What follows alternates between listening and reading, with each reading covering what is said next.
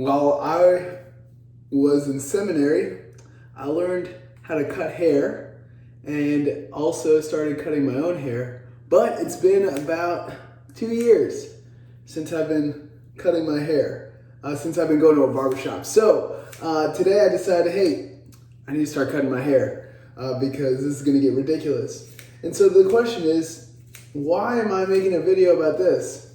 Well, because I think I've learned a lot from cutting hair that deals with this pandemic. The first thing is that you can't be afraid to screw up. When you're cutting somebody's hair or you're cutting your own hair, you kind of have to, if you're just scared, you're not gonna give a good haircut. You're gonna give like a little itty bitty trim and it's not even gonna be good, it's not gonna be worth it. Similar to life.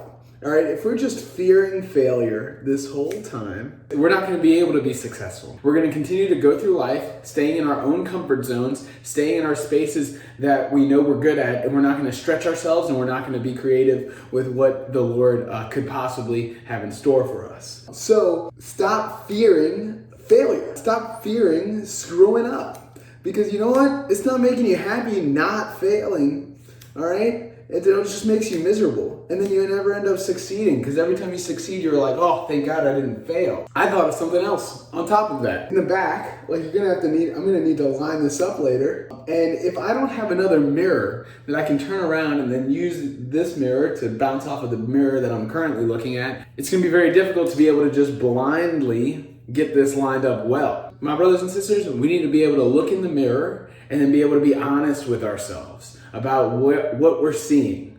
This is my analogy for prayer, is that we're just going through life over and over and over again, not praying, not having self-reflection, and so we don't really know anything about us on the deeper levels. If we don't know things about us on the deeper level, then it's going to be difficult for us to be able to grow. We're not going to know what are the goals that we need to do for self-improvement and for being the best version of ourselves, and ultimately for holiness, my brothers and sisters. That's what's got to be the key. So look in the mirror, do some praying. And another thing, it ends up working out. We're going to make mistakes and we're going to fail and you're going to learn from them. And let me tell you, hair gets everywhere.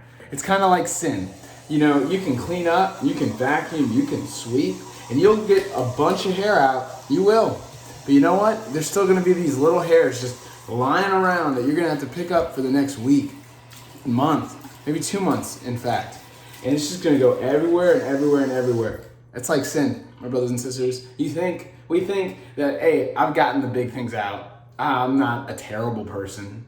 Not having big sins doesn't mean we're the best Christians. It doesn't mean that we're holy. It just means that we're not having big sins. Holiness is not sinning. Let me tell you.